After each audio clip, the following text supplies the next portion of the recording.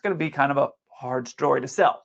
Which is where Marcia comes back into the story. This is her at the airport with a suitcase full of cocaine ready to go through security.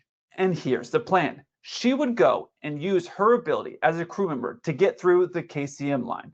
And she would go through and then drop that bag off with him, or bags with him, who would then jump on a flight and fly himself to wherever he wanted to go. Because once you're inside the security terminal there, you could go to New York or wherever else you wanted to go, and he'd be able to move that drug or those drugs to wherever he wanted to take them without having any of the additional screening, without having to do the driving, without having to run all the risks of moving around on land. He'd be able to get there quickly, drop it off, and get paid. And if you saw that video I did about the pilot who got picked up by the police moments before they were getting ready to take off, you can see just how fast we can move through the KCM line. And all this was happening at a different time than the way they do KCM now. So that's why I don't mind showing you exactly what she could have done differently in order to not get caught, because it's totally different now. So you can just go ahead and put away your notepad. You're not going to be a better drug smuggler from watching this video. At the time that she got caught, it was a lot different from now.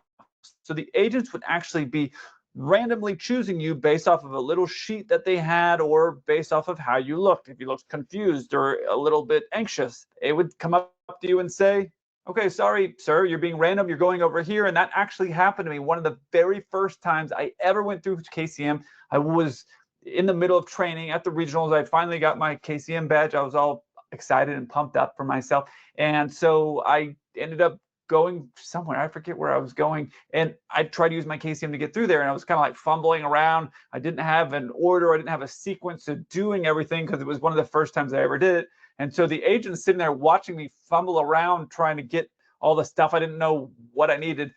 And she goes, yes, sir, you've been randomed. Go ahead and head on over there. I'm sure she was thinking this dude's bag is full of coke, but that's what happened. But Marcia had been a flight attendant for years, so she would have known exactly how to do everything, because at this point, she'd been a flight attendant for nearly 7 years. And that's why it surprises me why she made this huge mistake that I think she probably would have been able to get away with this a lot longer had she not done. You're going to notice in this picture where she has all this drugs, she's not in uniform. If it were me as a pilot trying to blend in and do something super, super shady, like have $3 million of cocaine in my bag, I'd be going through in uniform.